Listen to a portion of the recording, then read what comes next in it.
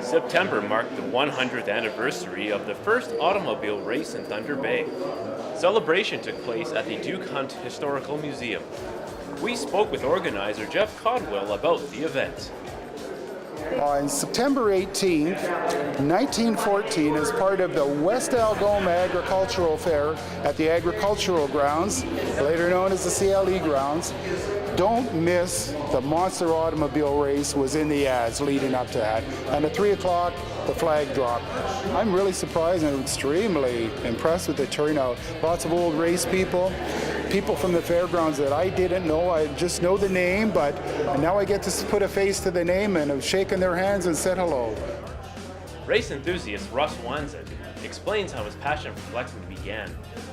I guess it started many years ago when I first started collecting antique cars and then hot rods and whatnot. And then I found my first stock car, and I remember that stock car from the days when I went to the exhibition track, and then I started collecting more and more stock cars, got to know more and more of the people, and with it came all the jackets and the pictures and the paraphernalia.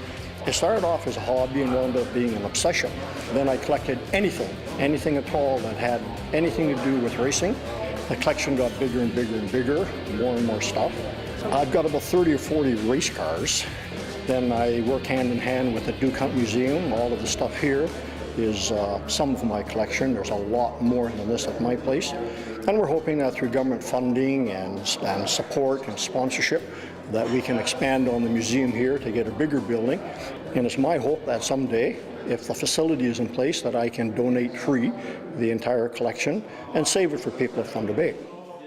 Canada's oldest known racing car, the King Special, made its way back to Thunder Bay after being restored and donated to the Duke Hunt Museum.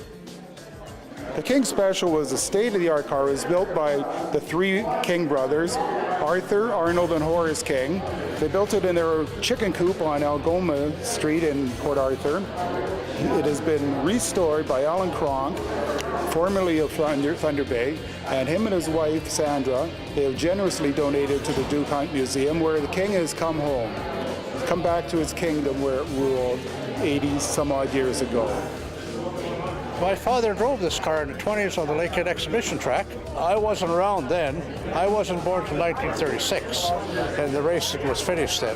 But then I got mixed up with this Lakehead Stock Car Club in 1954, and the first meeting of the Lakehead Stock Car Club, and my father helped them organize, and he was quite the famous man.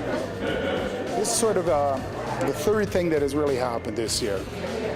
The King Special coming home, a great thing, great homecoming, as I said, back to the kingdom. Last weekend, Mosquito opened for the first time in 11 years to an overflowing crowd. Great to see. This is a city hungry for racing. And now today we're celebrating 100th year, and at 3 o'clock, we'll start the green flag on the next century of it. It's a racing city. Let's go. For Go Thunder Bay, I'm Steve Johnson.